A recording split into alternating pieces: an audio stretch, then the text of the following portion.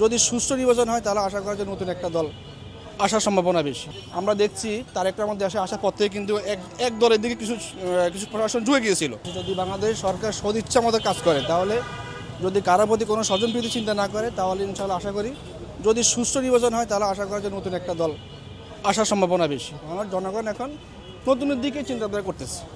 Young generation আমরা সবাই চাচ্ছি পরিবর্তনের পথে, যেন দেশটা সুন্দর হয়, ভালো চলে। আগের যারা ছিল তারা এই দেশে অনেক কিছু করে দেখছে, অনেকে চিন্তাধারা করতেছি আমরা যেন পরিবর্তনের ছোঁয়াটা লাগে। বাংলাদেশের এই মুহূর্তে যে অবস্থা, দেশের পরিস্থিতি খুবই ভয়াবহ অবস্থা। কারণ অজিতের ফ্যাসিস্টের যে ছায়াটা এখনও জনদুর্ভোগে রয়ে গেছে, এটাকে যদি নাকি চেঞ্জ করতে হয় তাহলে অবশ্যই পরিবর্তনের ছোঁয়াটা অবশ্যই প্রয়োজন। সেই ক্ষেত্রেই যুবক সমাজ এবং আপনার এই ইয়ং জেনারেশন যারা নতুন ভোটার সবাই চাচ্ছে একটা পরিবর্তনের ছোঁয়া লাগুক, পরিবর্তনটা হোক। আমরাও চাচ্ছি, আমরা ইনশাল্লাহ নতুনভাবে কাউকে সরকার ক্ষমতায় দেখতে চাচ্ছি।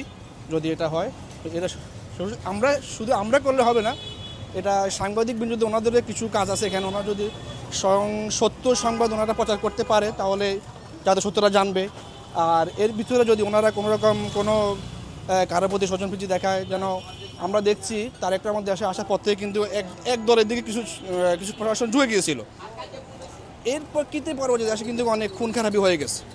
এখন দেখেন, যদি ওনাদের কাছ থেকে সুন্দর দেশ পরিচালনা করতে চান তাহলে জনগণের কাছে যেতে হবে, সুন্দর কথা বলতে হবে, বুঝাতে হবে। কিন্তু ওনাদের সেই আমরা ভালো কিছু পাইনি ওনাদের কাছ থেকে।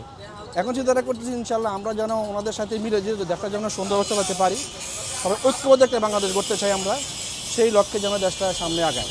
প্রশাসনের যে মনোভাবটা, ওরা যদি জনগণের পক্ষে তারা কাজ করে তাহলে অবশ্যই সম্ভব। ওনারা যেন কারো পকেটের ভিতরে না ঢুকেন, সেটা আমাদের চাওয়া।